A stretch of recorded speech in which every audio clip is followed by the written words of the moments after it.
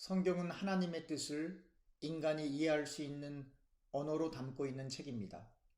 그런데 성경은 세상적인 지식을 많이 가지고 있다고 해서 혹은 지능이 높은 사람이라고 해서 그렇지 못한 사람보다 더 잘 이해할 수 있는 책이 아닙니다.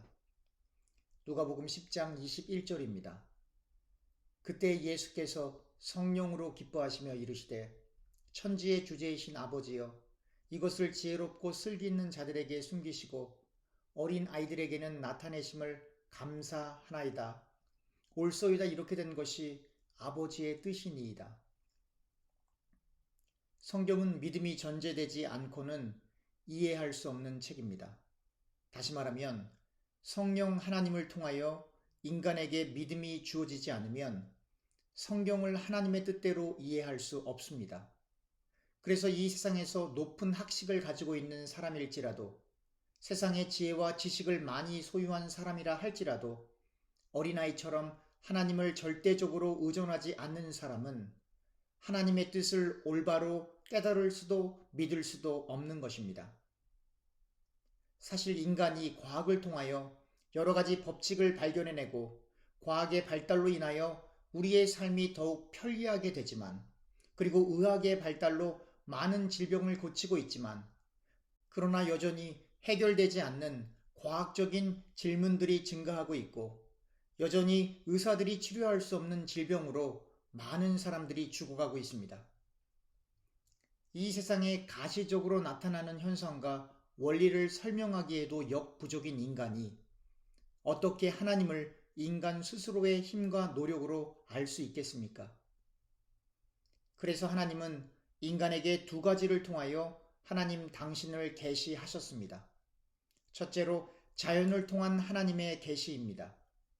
하나님이 창조된 자연 만물을 통하여 사람들은 하나님이 계시다는 것을 알게 됩니다. 그러나 타락한 인간은 자연 그 자체를 통해 온전히 하나님을 인식할 수 없습니다. 우리가 잘 아는 것처럼 에덴 동산에 아담이 있었습니다. 아담은 하나님이 창조해 놓은 자연 공간에 있었고 하나님이 창조하신 자연을 통해 하나님을 느낄 수가 있었습니다. 그러나 동산 중앙에 선악과를 먹지 말라고 하신 그 말씀은 자연을 통하여 아담이 알게 된 것이 아니라 하나님께서 직접 말씀하시는 그 말씀을 통해 알게 된 것입니다. 이렇게 하나님께서 직접 말씀하시는 그 내용을 담고 있는 책이 성경입니다. 그리고 성경에 기록되어 있는 하나님의 말씀을 하나님의 말씀으로 믿을 때에 신자는 자연을 보고 하나님의 창조 사역을 믿을 수 있는 것입니다.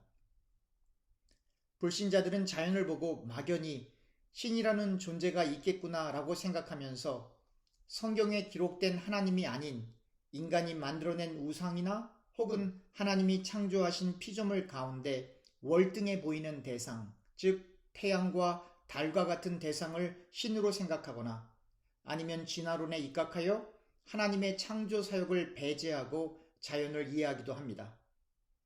결국 자연을 통해 하나님의 존재와 하나님의 영광을 깨달을 수 있는 사람은 성경에 하나님의 말씀이 기록되어 있다고 믿고 그 성경에 기록된 내용을 하나님의 말씀으로 받아들이는 사람만이 자연을 통해 하나님의 창조 사역과 하나님의 영광을 찬양할 수 있는 것입니다. 자연 만물은 모든 사람에게 제공됩니다. 태양, 달, 비, 바다, 강 등 모든 자연 만물이 모든 사람에게 동일하게 보여지고 나타납니다. 그러나 하나님의 은혜를 입은 신자만이 하나님의 말씀을 통하여 이 세상을 바라보므로 하나님의 무한한 능력과 하나님의 전지전능하심과 하나님의 창조 사역을 믿게 되는 것입니다. 아담이 선악과를 먹었다는 것은 아담이 하나님의 말씀을 거부했다는 것입니다. 이렇게 하나님의 말씀을 거부하고 불순종하는 것을 성경에서는 죄라고 정의합니다. 오늘날도 아담의 후예들은 아담처럼 하나님을 거부하고 하나님 없이 인간 스스로 관찰하고 발견하고 검증할 수 있는 과학적 방법을 통해 진리를 찾으려고 노력하고 하나님의 말씀을 무시하거나 상관하지 않고 자신들의 경험과 발견을 통해 이 세상에 일어나는 일들을 정의하려 합니다. 그리고 이러한 과학적 방법론과 이성의 기초를 둔 철학이 신학에 들어오므로 예수님을 믿는다고 하는 신학자들이 성경을 대함에 있어서 하나님의 말씀을 담고 있는 성경의 권위를 떨어뜨려 자신들의 판단과 이성의 기초를 둔 성경 해석을 자행하게 되었습니다.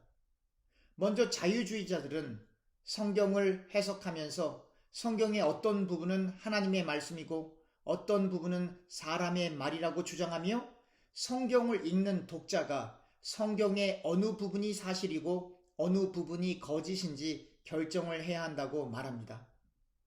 또한 신정통주의자들은 말하길 모든 성경은 사람에 의해 나온 틀리기 쉬운 말이지만 성경을 읽는 독자가 성경을 읽을 때 하나님이 각각의 독자들이 읽고 있는 특정 부분을 어떻게 해서든지 사용하셔서 각각의 독자들이 자신들의 생각 속에서 자신들이 읽고 있는 그 특정 부분을 하나님의 말씀으로 받아들이게 된다는 것입니다.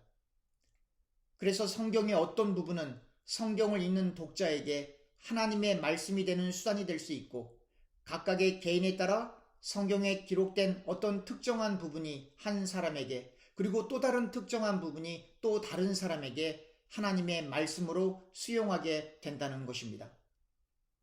그러나 우리가 추구하는 개혁주의적 관점에서는 모든 성경은 하나님의 진리의 말씀입니다. 하나님의 말씀은 모두 하나님의 영감을 통해 기록되어진 것이어서 불신자들이 성경을 읽는다고 할지라도 성경은 처음부터 끝까지 하나님의 말씀입니다. 그리고 개혁주의적 관점에서 성경의 세 가지 중요한 점을 우리가 반드시 알아야 합니다. 첫째, 성경은 틀린 곳이 없습니다. 성경 전체에 흐르는 맥과 각 구절이 담고 있는 장의 내용 전체를 보았을 때 성경은 일관되게 하나님의 말씀을 담고 있습니다. 그러므로 성경을 읽을 때 우리가 간직하고 싶은 성경 구절에 매여 성경을 읽지 말고 성경 전체에서 말하고 있는 하나님의 뜻을 각각의 문맥에 맞게 이해해야 합니다. 둘째, 성경은 어려운 책이 아닙니다. 에베소서 6장 1절에서부터 4절을 보겠습니다. 자녀들아, 주 안에서 너희 부모에게 순종하라. 이것이 옳으니라. 내 아버지와 어머니를 공경하라. 이것은 약속이 있는 첫 계명이니 이로써 내가 잘되고 땅에서 장수하리라. 또 아비들아, 너희 자녀를 노엽게 하지 말고 오직 주의 교훈과 훈계로 양육하라. 에베소에 사는 기독교인들에게 편지를 쓰는 바울의 표현을 통해 이 편지를 읽는 독자들 가운데 부모에게 순종을 해야 하는 어린아이들과 올바로 교육을 해야 하는 부모들이 있음을 분명하게 보여주고 있습니다. 즉, 아이들이 성경을 읽어도 구원받기에 충분히 이해할 수 있는 정도의 내용이 성경에 기록되어 있는 것입니다. 그러나 신학자들과 목회자들은 이 사실에 동의하지 않을 수 있습니다. 그들은 말하길 말씀을 바로 알기 위해 더 많은 공부를 해야 한다고 주장합니다. 성경의 역사적, 정치적, 경제적, 사회적, 문화적 배경과 상황을 올바로 이해하여 성경에 기록되어 있는 내용을 보다 구체적으로 이해하는 데에는 분명 깊이 있는 사색과 독서 그리고 공부가 필요합니다. 그러나 글을 읽을 수만 있다면 구원을 받기 위해 필요한 지식은 성경을 어떠한 편견 없이 성령 하나님의 인도하심을 기대하며 성경을 읽을 때 분명히 누구나 획득할 수 있습니다. 마지막으로 우리가 구원을 받고 하나님의 뜻을 알아가기에 필요한 모든 지식은 성경에 기록되어 있습니다. 다시 말하면 성경 이외에 다른 책이나 심지어 전통이라 할지라도 필요하지 않습니다. 오히려 성경에 위배된 전통이라면 폐지해야 하고 우리는 오직 성경에서 말하는 바를 따라가야 합니다.